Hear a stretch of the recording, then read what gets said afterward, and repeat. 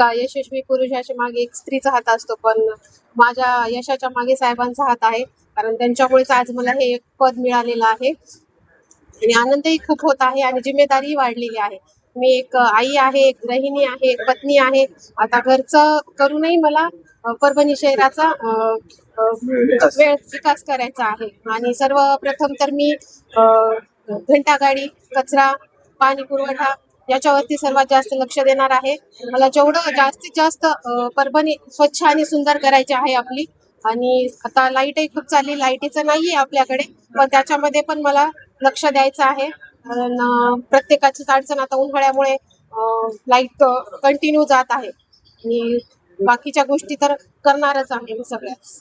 मी परभणीकरांचे व आमच्या पक्षाचे पक्षप्रमुख उद्धवजी ठाकरे साहेब, तसेच जिल्ह्याचे लाडके खासदार साहेब संजय जाधव साहेब, परभणी विधानसभाचे आमदार राहुल पाटील साहेब, परभणी जिल्ह्याचे जिल्हा प्रमुख आणेराव साहेब व सहकारी सर्व मित्र परिवार पक्षाचे पदाधिकारी व आमचे सहकारी पक्ष काँग्रेसचे सुरेशदादा देशमुख, तुकारामजी रेंगे पाटील, भगवानदादा वाघमारे साहेब व सर्व आमचे सहकारी सन्मान्य सदस्य, सभागृह नेते, महापौर साहेब, उपमहापौर साहेब, सर्व पक्षाचे गटनेते यांचे मी आभार मानतो की त्यांनी मला यावेळेस माझ्या पत्नीला जे स्थायी समिती सभापती होण्याकरिता मदत जी केली, सर्वांनी बिनविरोध निवड केली तिची, हे फळ माझ्या कामाचं म्हणा किंवा माझ्या कार्याचं असेल असं मी मानतो.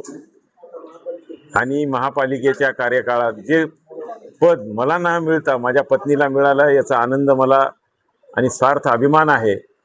मी जी पक्षाची सेवा, या परभणीकरांची सेवा, जी प्रभागाची सेवा केली, तिच्या माध्यमातून आता मला शहराची सेवा करण्याचा मान सन्मान जो या पदामुळे मिळाला, त्याला मी सार्थ अभिमान ठेवून एक चांगल्या कर्तव्य पत्नी तिला सांगल की या शहराची सेवा निश्चित आपल्या जोपर्यंत श्वासात श्वास आहे तोपर्यंत स्वच्छता असेल, पाणी पुरवठा असेल, विकासाच्या माध्यमातून रस्ते नाल्या असतील, मूलभूत सगळ्या सोयीसुविधा असतील.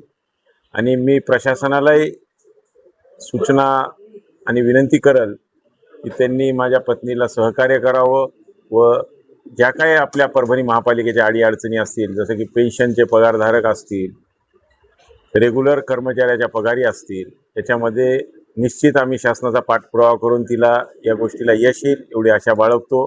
व तुमच्या सर्व पत्रकार बंधूंचे आभार मानतो की आपण वेळोवेळी या माध्यमातून हे जे काही चर्चा वगैरे हे करून जे लोकांपर्यंत सोशल मीडियाच्या माध्यमातून पोहोचवता, त्याबद्दल मी सर्वांचे आभारी राहील.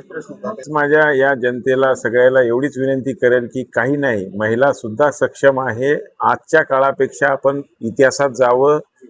माता रमाबाई असेल, माता जिजाबाई असेल, अहिल्याबाई होळकर असतील किंवा ज्या सावित्रीबाई फुले असतील, यांच्या विचारांचा वारसा घेऊन आपल्या सगळ्यांच्या मायबहिणी मुली ह्या क्षेत्रात सगळ्या क्षेत्रात काम करतात. देशाच्या राष्ट्रपतीसुद्धा महिला होत्या, देशाच्या पंतप्रधानसुद्धा होत्या, ज्याच्या युद्धाच्या वेळेस ज्या काही मिलिटरीच्या मेजर होत्या त्यासुद्धा महिला आहेत. असंच नाही, कुठल्याही जाती धर्मात सगळ्या याच्यामध्ये डॉक्टर्स, वकील, जे काही शासकीय अधिकारी, कलेक्टर, कमिशनर, मी एवढंच माझ्या सगळ्या परभणीकरांच्या यांना विनंती करेल की आपली माय बहीण जरी कुठल्याही पदावर, संविधानिक पदावर बसल्या तर त्या निश्चित न्याय देतील, याची मी माझ्या पत्नीच्या बघून तिचं मी खात्री करतो.